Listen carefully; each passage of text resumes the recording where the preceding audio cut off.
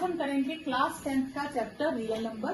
ठीक है, इसमें हम रियल नंबर्स को स्टडी करेंगे, रियल नंबर्स हैं क्या। ठीक है, तो सबसे पहले हमारे पास आते हैं नेचुरल नंबर, जो आपने पहले पढ़ा है। नेचुरल नंबर्स, नेचुरल नंबर क्या होते हैं? 1, 2, 3, 4 एंड सो ऑन। ठीक है, इनफाइनाइट होते हैं। नेचुरल नंबर कितने होते हैं? Infinite natural number. उसमें अगर मैं 0 डाल दूं वो बन जाएगा होल नंबर। ठीक है, तो नेचुरल नंबर और होल नंबर में कितना डिफरेंस है? 0 का। ठीक है, तो होल नंबर के अंदर सारे नेचुरल नंबर्स आ जाते हैं। क्लियर? तो natural number is a part of whole numbers. अब उसमें मैंने होल नंबर में कुछ मैंने नेगेटिव डाल दिए, -2, -3, -1 सो ऑन, सारे नेगेटिव डाल दिए, तो ये बन गया इंटीजर्स। ये क्या बन गया? इंटीजर्स। अब इसके साथ मैंने और एक्स्ट्रा जोड़ दिए फ्रैक्शंस p/q फॉर्म में। ठीक है, p/q, जिसमें से कंडीशन है q शुड नॉट बी 0, कि डिनोमिनेटर 0 नहीं होना चाहिए, और p and q are integers. Integers कहने का मतलब है दोनों पॉजिटिव भी हो सकते हैं, दोनों नेगेटिव भी हो सकते हैं, एक पॉजिटिव एक नेगेटिव भी हो सकता है, और इसका नाम हो गया रैशनल नंबर।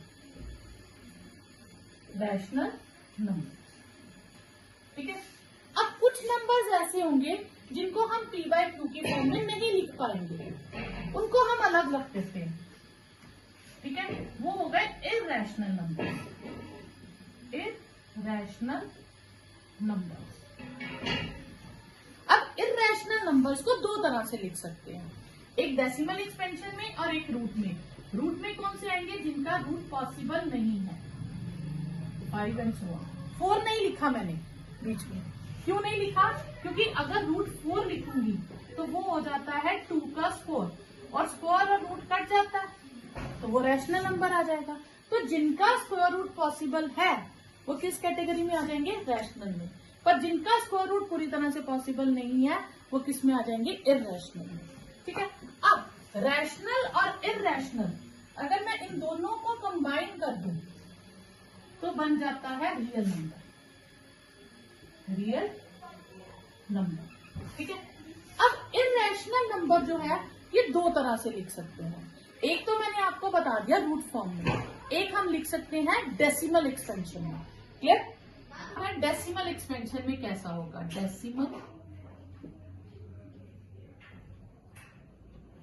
डेसिमल एक्सपेंशन बच्चा दो तरह की होती है, एक होती है टर्मिनेटिंग और एक होती है नॉन टर्मिनेटिंग।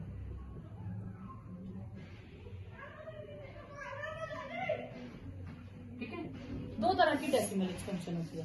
टर्मिनेटिंग होती है जैसे 2.374, कुछ स्टेप्स के बाद डेसिमल की टर्म्स खत्म हो गई, रिमाइंडर 0 आ गया और डिवाइड वाला पोर्शन खत्म हो गया, इसे हम कहते हैं टर्मिनेटिंग रैशनल नंबर। क्लियर? जैसे 0.7 कुछ भी आ जाए। ठीक है, तो ये कौन सी हो गई? टर्मिनेटिंग। ये जो टर्मिनेटिंग है इसे हम कहते हैं रैशनल नंबर। इसे क्या कहते हैं? Rational number. अब नॉन टर्मिनेटिंग दो तरह की होंगी, या तो वो रिकरिंग होंगी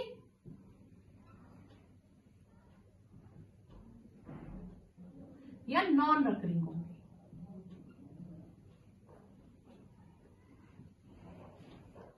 नॉन रिकरिंग होंगी। रिकरिंग को हम रिपीटिंग भी कहते हैं, यानी कि उसकी डेसिमल एक्सपेंशन में जो नंबर्स हैं वो या तो रिपीट होंगे या रिपीट नहीं होंगे। जैसे सपोज करो रिकरिंग में आ गया 2.7777 सो ऑन, 7 ही रिपीट होता जा रहा है, 3.464646 ये रिपीट होता जा रहा है। ये 9th में भी आपने करा था, तो ये किस कैटेगरी में आ जाता है? ये रैशनल में आ जाता है। ये क्या हो गया? Rational number. अब कुछ नंबर ऐसे होंगे जो रिपीट नहीं होते, मतलब हर डेसिमल एक्सपेंशन के बाद, हर टर्म डेसिमल के बाद हर नंबर चेंज होता जा रहा है, सेम सीक्वेंस रिपीट नहीं होती। जैसे सपोज करो 2.01, फिर 001, फिर 0001, इस तरह से चल रहा है। ठीक है, 0.95, 955, 9 5 5 5 इस तरह से चल रहा है, तो इसे हम कहते हैं इर्रेशनल नंबर। इर्रेशनल नंबर, ठीक है। तो जो डेसिमल एक्सपेंशन ना टर्मिनेट हो ना रिपीट हो उसे हम क्या कहते हैं, इर्रेशनल नंबर। क्लियर? कोई डाउट यहाँ तक? नेक्स्ट है हम नंबर्स के बारे में स्टडी करते हैं कि इन नंबर्स में कितनी तरह के और नंबर्स हो सकते हैं। ये तो हो गया। अब आता है इवन नंबर्स। ये जो आपको पता है इवन नंबर्स क्या होते हैं? इवन नंबर्स क्या होते हैं? नंबर डिविजिबल बाय 2, ठीक है। For example 2 4 6। फिर आता है ऑड नंबर्स। ऑड नंबर्स क्या होते हैं? Numbers which are not divisible by 2, like 1 3 5 7 so on. फिर आता है prime number. Prime number, numbers which has only 2 factors, 1 and itself, जिसके सिर्फ 2 ही फैक्टर्स बने, 1 and itself। तो सबसे पहले आता है 2 3 5 7 11, ठीक है। तो 2 जो है वो इवन प्राइम है, और 2 ही एक ऐसा नंबर है जो इवन प्राइम है, उसके अलावा कोई भी इवन प्राइम नंबर नहीं होता। तो ये एक इवन प्राइम नंबर है, बाकी सारे ऑड प्राइम होते हैं, ठीक है। फिर आ जाता है कॉम्पोजिट नंबर। ये आपको क्वेश्चन भी है, prove that this number is a composite number. तो a number which has more than 2 factors, more than 2 factors, जिसके 2 से ज्यादा फैक्टर्स बन जाए, 1 नॉट इटसेल्फ तो होगा ही होगा, एक और एक्स्ट्रा फैक्टर बन जाए, उसे हम क्या कहते हैं, कंपोजिट नंबर। लाइक 4 6, क्यों? क्योंकि 4 के फैक्टर्स क्या है, 1 into 2 into 2, ठीक है, 2 से ज्यादा फैक्टर हो गए, ठीक है। 6 के फैक्टर्स क्या है, 1 into 2 into 3, तो 2 से ज्यादा फैक्टर्स है, तो इसलिए ये क्या हो जाएंगे, कॉम्पोजिट नंबर, ठीक है। फिर उसके बाद आ जाते हैं को प्राइम नंबर्स। को प्राइम नंबर्स कौन से होते हैं? Numbers which has their HCF as 1। HCF मतलब हाईएस्ट कॉमन फैक्टर। जैसे आप ले सकते हो 14 एंड 15। फॉर एग्जाम्पल 14 और 15 में कुछ भी कॉमन नहीं आएगा, क्योंकि 14 का फैक्टर बनते हैं 2 into 7 और 15 के फैक्टर बनते हैं 3 into 5। इनमें कुछ कॉमन आया नहीं, तो HCF कितना हो गया, 1। तो जिनका HCF 1 होता है उन्हें हम क्या कहते हैं, को प्राइम नंबर। वो प्राइम नहीं होते, उनका प्राइम होना जरूरी नहीं है, लेकिन उनका कॉमन कुछ नहीं होगा, वो किसी टेबल से कटिंग नहीं हो सकती, उन नंबर्स को हम क्या कहते हैं, को प्राइम नंबर्स, ठीक है। उसके बाद आपके पास आ जाएगा, फिर एक आता है twin prime.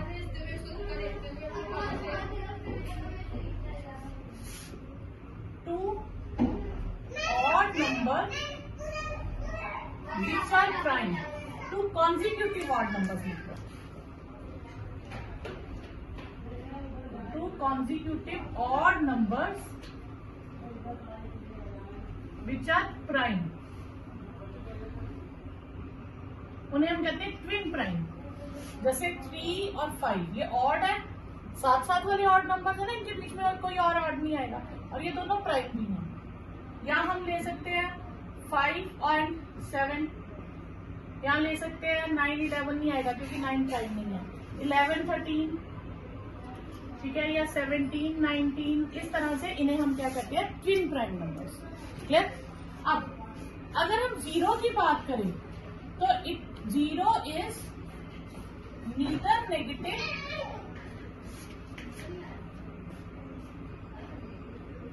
Nor positive. Zero ना नेगेटिव होता है ना पॉजिटिव होता है, ठीक है। और जीरो होता क्या है, zero is non negative integer. अब इंटीजर्स देखो कैसे थे, इंटीजर्स थे हमारे पास -3, -2, -1, अगर मैं नंबर लाइन पे लिखूं तो इस तरह से इंटीजर्स होते हैं। इन्हें हम कहते हैं पॉजिटिव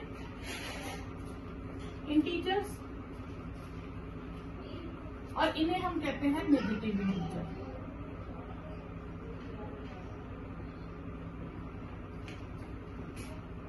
तो जीरो ना पॉजिटिव में आता है ना नेगेटिव में आता है, लेकिन जब हम जीरो भी डाल दें तो वो बन जाता है नॉन नेगेटिव इंटीजर, ठीक है। और एनीथिंग अपॉन जीरो या जीरो अपॉन, पहले हम ले 0/3 ले या 0/10 ले, कुछ भी आ जाए, सबका आंसर क्या होता है जीरो। पर एनीथिंग अपॉन जीरो, कुछ भी ले ले 7/0, ये नॉट डिफाइंड होता है, क्योंकि जीरो का कोई टेबल ही नहीं होता। तो इसलिए zero upon something is zero, पर anything upon zero is not defined, clear. अब हम सीखते हैं फैक्टर्स। जैसे सपोज करो मैं 10 के फैक्टर्स बनाती हूँ, 2 और 5। अगर मैं 20 के फैक्टर्स बनाती हूँ, 2, 10, 2, 5, 5, 1। इसी तरह 30 के बना सकती हूँ। तो जब मैंने 10 के फैक्टर्स बनाए उसमें 2 into 5 आया, 20 में क्या आएगा 2 into 2 into 5, 30 में क्या आएगा 3 into 2 into 5। तो 2 into 5 तो कंपल्सरी हो गया ना, बाकी कुछ भी आएगा पर 2 into 5 तो आएगा ही आएगा। तो this mean any number ends with zero must have 2 and 5 as prime factor। अब जिसकी प्राइम फैक्टराइजेशन में 2 और 5 में से अगर कुछ भी मिसिंग है तो वो 0 से एंड नहीं होगा। Check whether 4n ends with 0 और नॉट, ठीक है। तो हम 4n के फैक्टर्स बनाते हैं, हो गया 2 into 2n। इसे मैं लिख सकती हूँ 2 स्क्वायर इंटू पावर n, तो ये हो गया 2 power 2n, यानी कि 2 जो है वो 2n टाइम्स आएगा। तो नंबर एंड्स विद 0 में क्या होना चाहिए, 2 and 5 दोनों प्राइम फैक्टर्स होने चाहिए, पर यहाँ पे 5 मिसिंग है, तो इसलिए 4n नेवर एंड्स विद 0। तो इसके लिए हम रीजन लिखेंगे, we know that any number ends with 0 must have 2 and 5 as prime factor, but 4n doesn't have 5 as prime factor, therefore 4n never ends with 0। तो इसी तरह आप कोई भी क्वेश्चन कर सकते हैं, ठीक है। फर्स्ट क्वेश्चन है express each number as a product of prime factors. तो पहली फर्स्ट पार्ट है हमारे पास 140। तो 140 की अगर हम प्राइम फैक्टराइजेशन करें तो ये 2 से हो जाएगा 270, 2 से करेंगे 35, 5 से करेंगे 7 और 7 से करेंगे 1, यानी कि 140 के फैक्टर्स बन गए 2 into 2 into 5 into 7। अब हम इसको लिखेंगे, जो चीज जितनी बार रिपीट हो रही है उसकी पावर्स में, 2 square into 5 into 7। Second part है हमारे पास 156, ठीक है। 156 ये 2 से करेंगे हमारे पास ये आ जाएगा 78, फिर 2 से करेंगे 39, 3 से करेंगे 13 और 13 से किया तो 1। तो 156 की prime factorization 2 into 2 into 3 into 13, that will be 2 square into 3 into 13। Clear. Next part है हमारे पास 3825, 3825, 5 से करेंगे 5 7 35, 32, 5 6 30, 5 5 25, फिर 5 से ठीक है, 5 1 ज़ा 5, 5 ज़ा 25, 5 3 ज़ा 15। तो 3 से 3 5 ज़ा 3 1 ज़ा, फिर 13 7 ज़ा 17 3 ज़ा और 3 इंटू 1। तो 3 8 2 5 हो जाएगा हमारे पास। 5 इंटू 5 इंटू 3 इंटू 3 इंटू 17। तो ये हो गया 5 स्क्वायर इंटू 3 स्क्वायर इंटू 17। ठीक है, फोर्थ पार्ट है हमारे पास 5005। ये 5 से जाएगा 1 0 0 और 5 1 5। अब हम इसे 11 से कर लेते हैं। ठीक है, 11 9 ज़ा 99, 1 11 1 ज़ा 11, 91 होता है 13 7 ज़ा, तो 7 1। तो 505 के फैक्टर्स आ गए 5 इंटू, अगर हम इसको असेंडिंग ऑर्डर में लिखे तो ये फैक्टर्स आ जाएंगे। ठीक है, अब नेक्स्ट है हमारे पास 7 4 2 9। ठीक है, तो इसे हम करेंगे 19 से। ठीक है, 19 1 ज़ा 19 3 ज़ा 9 और 1। अब ये जाएगा 23 से 17 और 17 से 1। तो 7 4 2 9 के फैक्टर हो जाएंगे 17 इंटू 19 इंटू 23। ठीक है, तो ये आपके पास फैक्टर्स आ जाएंगे 26 और 91। ठीक है, अब हम 26 की प्राइम फैक्टराइजेशन अलग से करेंगे, 91 की अलग से करेंगे। आपने जूनियर क्लासेस में एचसीएफ और एलसीएम अलग मेथड से निकाला हुआ है। ठीक है, एलसीएम हम जूनियर क्लासेस में इकट्ठा ही कर देते थे 26 और 91, लेकिन 10th में ऐसे नहीं करना है। आपको प्राइम फैक्टराइजेशन करनी है और उसके बाद आपको कॉमन फैक्टर्स लेके करना है। ठीक है, ये 2 से जाएगा 2 1 2 3 ज़ा 13 और ये 1। ये 7 से 1 और 3 13 और 1, यानी कि 26 के फैक्टर्स बने आपके पास 2 इंटू 13 और 91 के बने 7 इंटू 13। अब एचसीएफ क्या था, कॉमन लेना और लीस्ट पावर के साथ। तो इसमें कॉमन फैक्टर कौन सा आपके पास है, दोनों में 13 और लीस्ट पावर कितनी है 1। ठीक है, तो एचसीएफ आपके पास कितना आ गया 13। तो एलसीएम में आपने क्या लेना है, सारे फैक्टर्स लेने हैं विद हाईएस्ट पावर। तो 2 भी लेना है हमें, 7 भी लेना है और 13 भी लेना है। 13 की हाईएस्ट पावर ही 1 है, तो हम उसको इसी तरह से लेंगे। ठीक है, तो अब हम इसे मल्टीप्लाई करेंगे, ये आ जाएगा 182। हमारे पास एचसीएफ भी आ गया, एलसीएम भी आ गया। अब हमने वेरीफाई करना है कि एचसीएफ और एलसीएम का जो आंसर है प्रोडक्ट है, क्या वो प्रोडक्ट ऑफ 2 नंबर्स के इक्वल है। तो हम एलसीएम और एचसीएफ को मल्टीप्लाई करेंगे, 13 और 182 को मल्टीप्लाई करेंगे। ठीक है, तो ये आएगा 2366।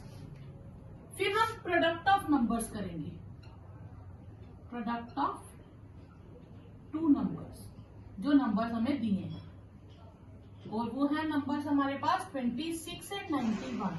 ये भी 32366 आएगा। ये दोनों आंसर सेम आएंगे और 101% सेम आएंगे। अगर ये दोनों आंसर सेम नहीं है तो आपने कैलकुलेशन में कुछ गड़बड़ की है। ये 101% सेम आने ही चाहिए। ठीक है, तो हेंस वेरीफाइड।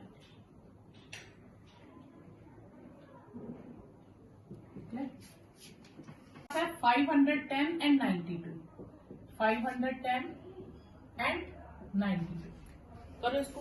ठीक है, पहले हम 2 से करेंगे, 2 2 ज़ा 4, 2 5 ज़ा 10, 2 5 ज़ा 10। क्लियर। फिर 5 से जाएगा, 5 5 ज़ा 25, 5 1 ज़ा 5। अब आप यहाँ पे कई बार आपको भूल जाता है कि ये किस टेबल से जाएगा, क्योंकि ऑड है। तो आप इनकी टोटलिंग करके देखो डिजिट्स की। 5 + 1 कितना हो गया 6। 6 3 से डिवाइड होता है, तो ये नंबर भी 3 से डिवाइड होगा। ठीक है, तो 3 से करो, 3 1 ज़ा 3, 3 7 ज़ा 21 और ये आ गया 70। अब ये इवन नंबर है तो 2 से जाएगा, 2 4 ज़ा 8, 2 6 ज़ा 12। फिर इवन है तो 2 2 ज़ा 4, 2 3 ज़ा 6 और ये 23 क्या होता है प्राइम नंबर, तो प्राइम नंबर अपने टेबल से ही जाएगा। ठीक है, तो ये आ जाएगा आपके पास 1। क्लियर, यहाँ तक क्लियर। अब हम इनकी प्राइम फैक्टराइजेशन लिखेंगे, 2 इंटू 5 इंटू 3 इंटू 17 और 92 की क्या आ जाएगी 2 इंटू 2 कितनी बार है यहाँ पे 2 बार, तो 2 स्क्वायर इंटू 23। अब हम एचसीएफ निकालेंगे। एचसीएफ क्या होता है, कॉमन फैक्टर्स की लीस्ट पावर, ठीक है, बाकी जो कॉमन नहीं है वो फैक्टर्स हमने लेने ही नहीं है। तो यहाँ कॉमन कौन है और लीस्ट पावर कितनी है 1, तो इसका एचसीएफ कितना आ जाएगा 2। बाकी तो कॉमन ही नहीं है तो हम लेंगे नहीं। एलसीएम में हम सारे फैक्टर्स लेते हैं और जो कॉमन फैक्टर होता है उसकी हाईएस्ट पावर लेते हैं। तो इसमें कॉमन 2 है, उसकी हाईएस्ट पावर भी 2 है, तो एलसीएम में 2 स्क्वायर आ जाएगा। 5 भी आएगा, 3 भी आएगा, 17 भी आएगा और 23 भी आएगा। तो एलसीएम में हम सारे फैक्टर्स लिखते हैं, ठीक है। अब हम क्या करेंगे, एचसीएफ और एलसीएम को मल्टीप्लाई करेंगे। 2 into 2 square into 5 into 3 into 17 into 23, इन सबको हम मल्टीप्लाई करेंगे तो ये आ जाएगा 46920। और हम प्रोडक्ट ऑफ 2 नंबर्स करेंगे,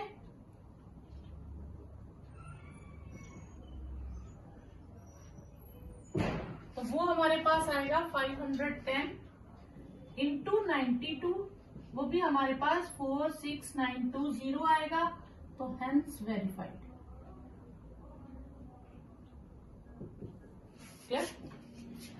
and HCF and verify LCM into HCF is equal to product of numbers. पहले हम इन क्वेश्चंस को करने से पहले थोड़ा सा कॉन्सेप्ट समझ लेते हैं, एचसीएफ और एलसीएम है क्या, ठीक है। एचसीएफ होता है हाईएस्ट कॉमन फैक्टर। एचसीएफ क्या होता है, हाईएस्ट कॉमन फैक्टर, और एलसीएम लीस्ट कॉमन मल्टीपल, ठीक है। एचसीएफ जो होगा वो जो जितने भी नंबर्स हैं उनसे छोटा होगा या उनके बराबर हो सकता है, और एलसीएम उनसे बड़ा होगा या उनके बराबर हो सकता है, ठीक है। एचसीएफ मतलब कॉमन फैक्टर लेना है कि हाँ वो एक ऐसा नंबर लेना है जो उन दोनों को डिवाइड कर दे। अब जैसे सपोज करो मैं लेती हूँ 4 और 12, 4 और 12 दोनों 2 से भी डिवाइड होते हैं, ठीक है, 2 से भी दोनों डिवाइड हो जाते हैं, दोनों 4 से भी डिवाइड हो जाते हैं, ठीक है। अब हाईएस्ट कौन है दोनों में से, 4, तो हम एचसीएफ लेंगे 4। पहले तो दोनों उस टेबल से डिवाइड होने चाहिए और वो हाईएस्ट होना चाहिए, ठीक है। अब आपको सपोज करो फैक्टर्स दिए हैं, एक नंबर है x, उसके फैक्टर है 2 स्क्वायर 3 क्यूब 5 पावर 1। एक कोई और नंबर है, उसके फैक्टर्स है 2 क्यूब 3 5 स्क्वायर। अब वो कहेंगे एचसीएफ निकालो या एलसीएम निकालो, तो पहले हम देखेंगे क्या 2 दोनों में है। सपोज करो मैं यहाँ 7 भी लिख देती हूँ, तो हम देखेंगे 2 दोनों में है, तो ये एचसीएफ में आ सकता है। एचसीएफ में जब भी आएगा आप याद रखेंगे least power of common multiple, common multiple की आप लीस्ट पावर लेंगे। जैसे इसमें 2 दोनों का कॉमन मल्टीपल है, इसमें पावर 2 है और इसमें पावर 3 है, तो लीस्ट कौन सी पावर हुई 2, तो हम 2 लेंगे, ठीक है। फिर 3 दोनों में है, तो 3 की पावर यहाँ 3 है और यहाँ कोई नहीं है, जहाँ कोई पावर नहीं वहां 1 है, तो यहाँ जहाँ लिखा नहीं होता मतलब 1 पावर होती है, ठीक है। तो यहाँ 3 टाइम्स है, यहाँ 3 1 टाइम्स है, तो लीस्ट हो गए 3 पावर 1। 5 की यहाँ 1 पावर है, यहाँ 2 पावर है, तो यहाँ पे पावर आपके पास आ जाएगी लीस्ट में छोटी पावर लेंगे तो 5 पावर 1, जिसे हम 5 लिखेंगे, तो ये आपके पास क्या आ जाएगा एचसीएफ। 7 दोनों के पास नहीं है इसलिए एचसीएफ में नहीं आएगा। अब हम लेंगे एलसीएम, ठीक है। फिर हम लिखेंगे ऑल फैक्टर्स, ठीक है, और highest power of common factors. इसमें हम सारे फैक्टर्स लेंगे, लेकिन जो फैक्टर्स कॉमन होंगे जो दोनों के पास होंगे उसकी हम हाईएस्ट पावर लेंगे। अब यहाँ 2 दोनों के पास है, इसमें हाईएस्ट पावर कितनी है 3, तो मैं 2 क्यूब लूंगी। 3 दोनों के पास है, हाईएस्ट पावर कितनी है 3, तो मैं ये लूंगी। 5 स्क्वायर और 7 भी लूंगी, क्योंकि मुझे सारे फैक्टर्स लेने हैं, चाहे वो कॉमन है चाहे वो नहीं है, क्लियर। तो एचसीएफ में क्या लेना है, कॉमन मल्टीपल्स लेने हैं विद लीस्ट पावर, और एलसीएम में सारे फैक्टर्स लेना, जो कॉमन फैक्टर्स होंगे उनकी हाईएस्ट पावर लेना। क्लियर? लिखिए। नेक्स्ट है 336। इवन नंबर है तो हम इसे 2 से कर लेंगे। 2 1 जा 2, 13, 2 6 जा 12, 2 8 जा 16। फिर 2 से करेंगे 2 8 जा 16, 2 4 जा 8। फिर 2 से करेंगे 4 2, फिर 2 से करेंगे 2 1, फिर 3 से 7 जा 21 और 7 1 जा 7। अब 54 के बनाते हैं। 2 से करेंगे 2 2 जा 4, 2 7 जा 14, ठीक है। 3 से 9, 3 से 3, 3 से 1। ये हो गई आपके पास प्राइम फैक्टराइजेशन। अब हम इसके प्राइम फैक्टर्स लिखते हैं। 336, इसमें 2 कितनी बार आया? 1 2 3 4 टाइम्स। तो 2 की पावर 4, एक 3 है और एक 7 है। जो चीज जितनी बार रिपीट होगी उतनी पावर में लिख दो। 54, 2 और 3 कितनी बार है? 3 बार, तो 3। अब हम एचसीएफ निकालेंगे। तो एचसीएफ में हम क्या लेते हैं? Common factors with least power. तो इन दोनों में कॉमन क्या है? 2, लीस्ट पावर कितनी है? 1। तो कॉमन क्या है? 3, लीस्ट पावर 1। तो एचसीएफ आ गया 6। अब एलसीएम क्या लेंगे? ऑल फैक्टर्स और कॉमन फैक्टर्स की हाईएस्ट पावर। तो 2 की हाईएस्ट पावर 4 आ जाएगी, 3 की हाईएस्ट पावर 3 आ जाएगी और साथ में 7 आ जाएगा। क्लियर? अब हम निकालेंगे एलसीएम इंटू एचसीएफ। 2 इंटू या 6 ही ले लेते हैं। 6 into 2 power 4 into 3 power 3 into 7। इन सबको मल्टीप्लाई करेंगे तो ये 18144 आएगा। और दूसरी तरफ हम करेंगे प्रोडक्ट ऑफ नंबर्स, वो आ जाएगा 336 इंटू 54, तो वो आएगा 18144। तो ये आपके पास आंसर है। थर्ड क्वेश्चन है find HCF and LCM of the following integers by applying prime factorization method. ठीक है, तो 12 के हम प्राइम फैक्टराइजेशन अलग से करेंगे, 15 की अलग से करेंगे और 21 की अलग से करेंगे। तो 12 में आएगा 2 6 जा 12, 2 3 जा 6, 3 1 जा 3, ठीक है। और ये आएगा 3 5 जा 15, 5 1 जा 5, ये 3 7 जा 21, 7 1 जा 7। क्लियर? ये आ गया। अब हम इनके फैक्टर्स लिखेंगे पहले। 2 स्क्वायर इंटू 3, 15 क्या आएगा? 3 इंटू 5 और 21 का आएगा 3 इंटू 7। अब हम एचसीएफ लेंगे, ठीक है। एचसीएफ में क्या आएगा? जो कॉमन है। अब हम देखेंगे 3 तीनों में कॉमन है, तो एचसीएफ में आएगा 3। और एलसीएम में क्या आएगा? सारे फैक्टर्स आएंगे कॉमन फैक्टर्स की मैक्सिमम पावर। तो 2 स्क्वायर भी आएगा। अब 3 तीनों में है, तो तीनों में हाईएस्ट पावर कितनी है? 1, तो 3 आएगा। फिर 5 भी आएगा और फिर 7 भी आएगा। क्लियर? तो जब हम इसे सॉल्व करेंगे तो ये 420 बनेगा। तो find HCF and LCM of, second part है आपके पास 17, 23 और 29। अब ये तीनों ही प्राइम नंबर्स हैं, ठीक है ना, तीनों ही प्राइम नंबर्स हैं। तो प्राइम नंबर्स के फैक्टर्स तो कोई होंगे नहीं। तो 17 को तो हम 17 इंटू 1 ही लिख सकते हैं, 23 को 23 इंटू 1 लिख सकते हैं और 29 को 29 इंटू 1 लिख सकते हैं। ठीक है, तो एचसीएफ क्या आया हमारे पास? 1, क्योंकि तीनों में कॉमन 1 है। और एलसीएम क्या आया? तीनों फैक्टर्स आ जाएंगे 23 इंटू 29। इसे हम मल्टीप्लाई करेंगे तो ये आएगा 11339। ये आपके पास आंसर है। 8 9 और 25। 8 की प्राइम फैक्टराइजेशन 2 4 से 2 2 और 2 1। 9 की आ जाएगी 3 3 3 1 और 25 की आएगी 5 5 5 1। ठीक है, तो 8 की प्राइम फैक्टराइजेशन में 2 क्यूब आया, 9 की प्राइम फैक्टराइजेशन में 3 स्क्वायर आया और 25 की प्राइम फैक्टराइजेशन में 5 स्क्वायर आया। क्या इनमें कुछ कॉमन आया? नहीं। तो एचसीएफ क्या हो जाएगा? 1 और एलसीएम क्या हो जाएगा? इन तीनों का प्रोडक्ट। तो इसको मल्टीप्लाई करेंगे तो ये आंसर आएगा 1800। ठीक है, नेक्स्ट फोर्थ क्वेश्चन है given that HCF of these two numbers is 9।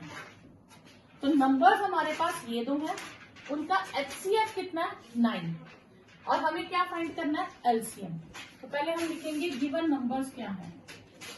Given numbers है हमारे पास 306 एंड 657, और HCF हमारे पास है 9। हमें LCM फाइंड करना है, तो LCM हम मान लेंगे X है, ठीक है। अब हमारे पास फॉर्मूला क्या था, LCM into HCF is equal to product of two numbers.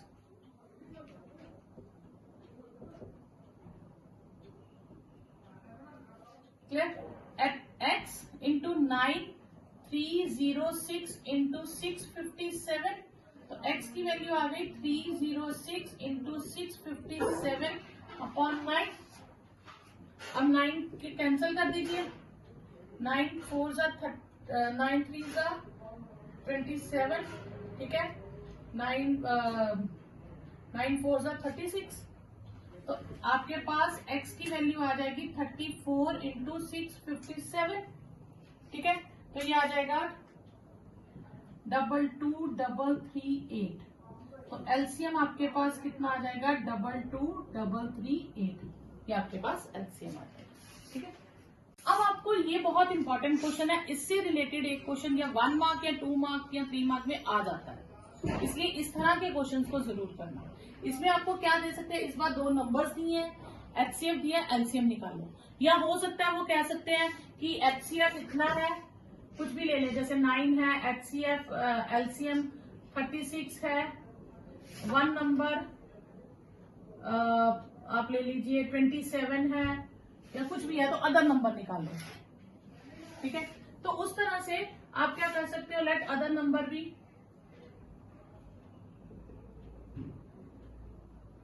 X, ठीक है। 360 ले लो LCM, सपोज करो हमने 360 ले लिया, ठीक है। तो फॉर्मूला क्या है, LCM into HCF is equal to product of numbers. तो LCM हो गया हमारे पास 360, HCF 9, और दोनों नंबर्स का प्रोडक्ट हो गया 27 इंटू X। इस बार 27 को नीचे ले आइए,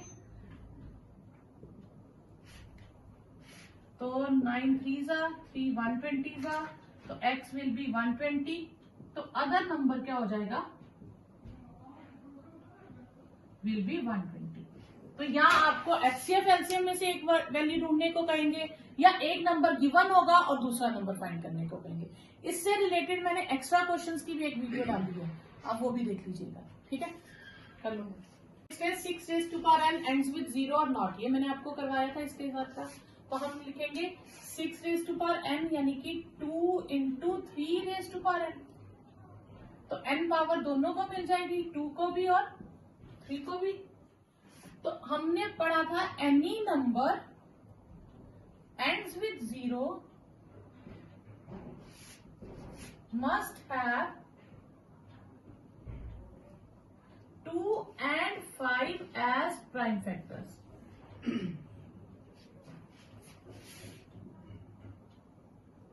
ठीक है, ये 2 प्राइम फैक्टर उसमें होने चाहिए, but 6 raised to power n doesn't have 5 as prime factor।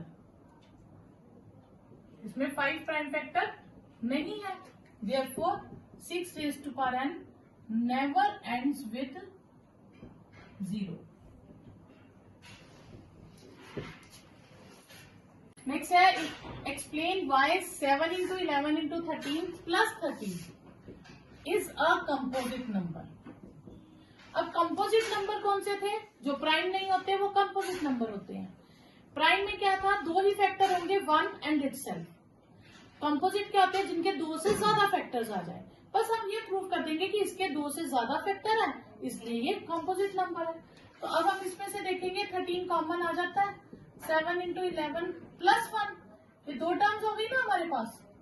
तो दोनों में से मैं 13 कॉमन ले लूंगी, क्लियर। यहाँ बचेगा 7 इंटू 11, 13 का 13 कॉमन ले लिया तो क्या बचा 1। तो ये आ जाएगा हमारे पास 13 इंटू 77 प्लस 1, 13 इंटू 78, ठीक है।